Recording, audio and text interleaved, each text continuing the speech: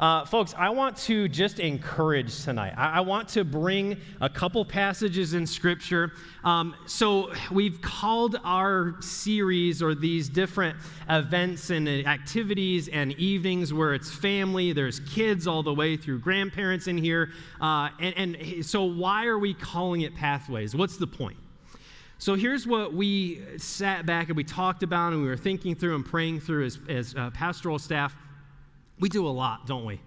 I mean, it's like the school year. It's just one thing right after another. Speaking of school years, how many of the kids in here, you're excited that school is either out or about to be out? You can shout in church. It's all right. I'm not going to get okay. We got some excited. All right. They really took off with that. So, man, kids are everywhere, right? We're running them to athletic events. There's cheerleading. There's all kinds of band concerts and things. And then there's the church stuff, right? We serve in the church. We serve in Awana. I know this is risky because I could ask and there could be like no Awana workers that showed up. But I'm going to ask, how many of you guys are Awana workers? Where are my Awana workers at? So, these are some diehard people. These are some diehard people that every Wednesday during the school year, they come here and they do what some of the parents don't want to do, right? Manage their kids for another several hours, right, during the day. But they do. They sacrifice and they pour into lives. And then we got kids in here. And I'm just, I'll be honest with you, I actually sent, where's Dylan at? Where's Dylan? Dylan Briscoe. I sent you a text. What'd I say?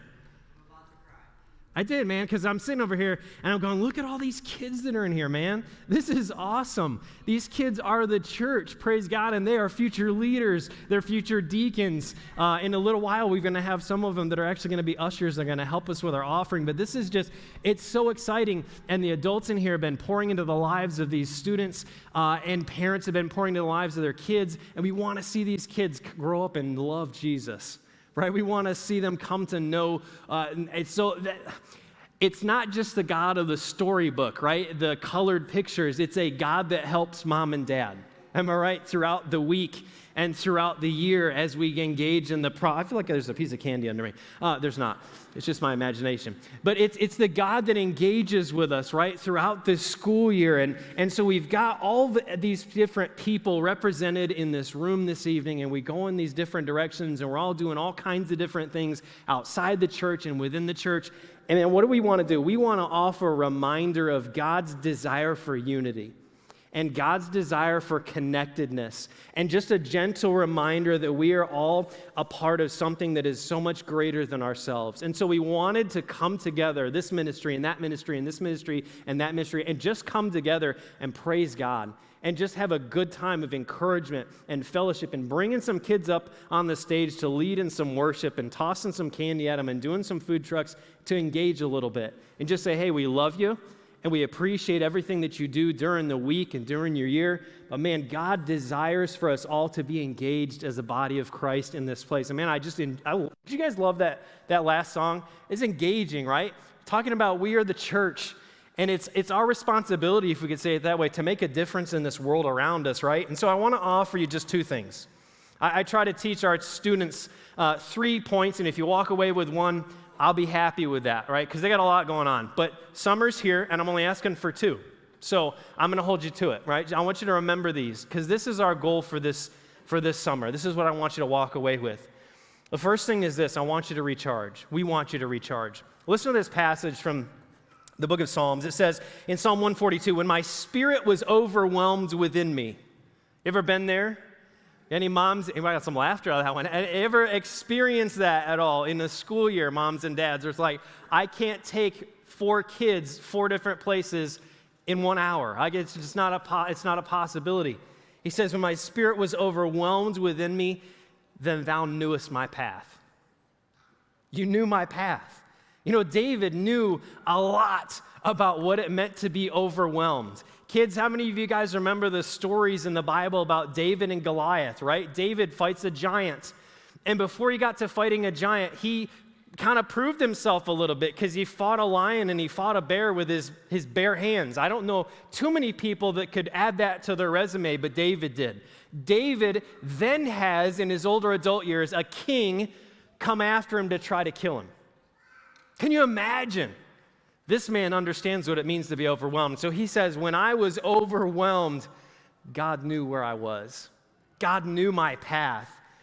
And listen, I want you to be reminded this evening of something that David found just incredibly precious. God knows where you are. And I know that's a simple thought, but man, we just need to be reminded of that sometimes.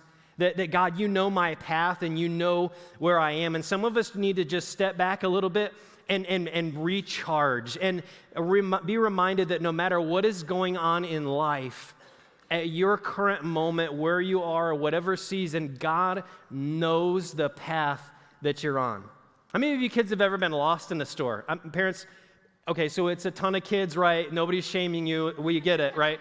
How many of you kids have ever been lost? Like, so me, I used to look, G.I. Joes are a big thing. Where are my G.I. Joe people at? Nobody. Okay, I'm dating myself. A couple of people. So, I'm engrossed. My wife will tell you, I have a pretty singular focus. Like if I start looking at the candy, I'll lose track of the fact that I'm in front of a couple hundred people speaking. I get sidetracked really easily. So I'm looking at this G.I. Joe, and I'm sure my mom said something like, Jonathan, I'm leaving. And I didn't notice, so I turned to look, and she's not at this end of the aisle, and she's not at that end, and suddenly I'm terrified. Or like I'm totally lost.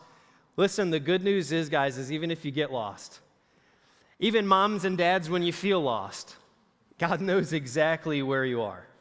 God knows what's going on in your life.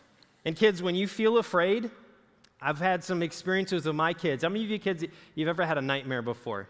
You woke up in the middle of the night and you were afraid. Did you know that God knew about that before you had the nightmare? Did you know that when you woke up and you felt that sense of fear that God knew and that God loves you?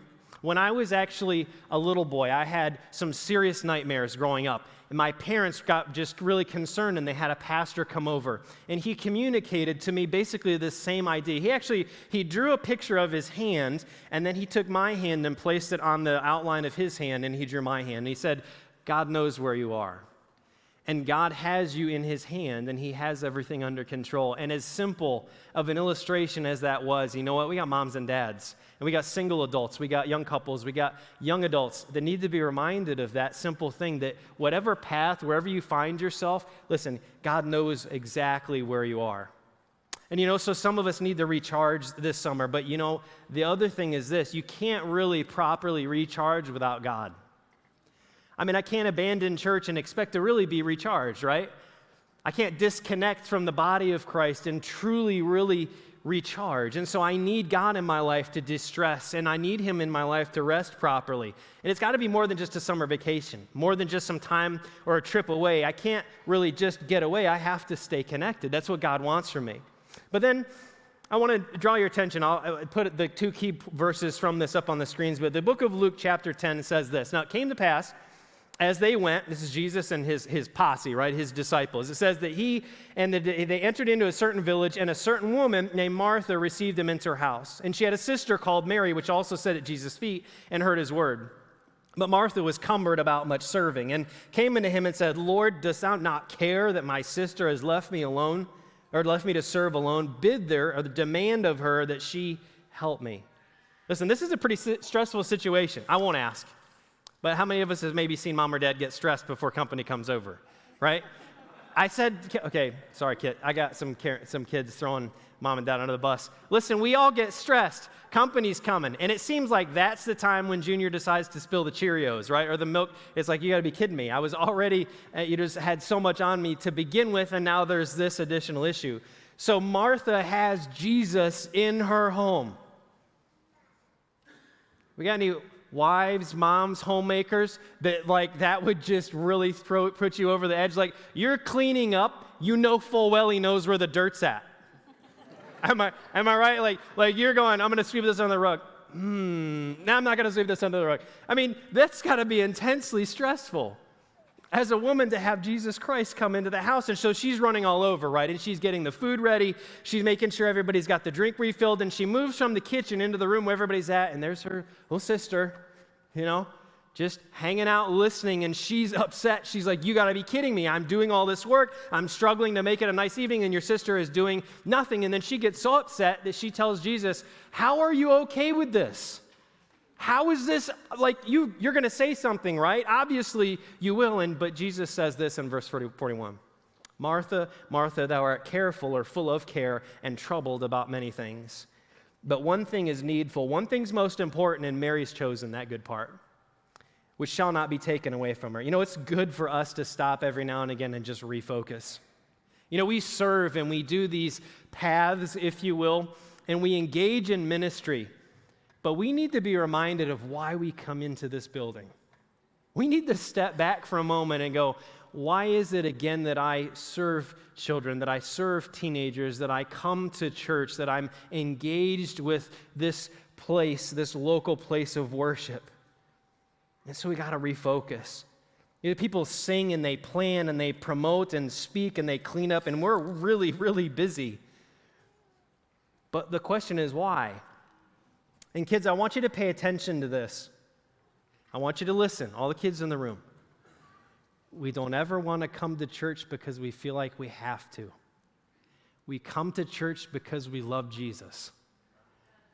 Because he's done something in mom and dad's life, and he's done something in my life, and he's done something in the lives of your grandparents, and he's done something in the lives of the people here. And so we go to church because we want to express what God has done and say, listen, God, you've done so much for me. I love you.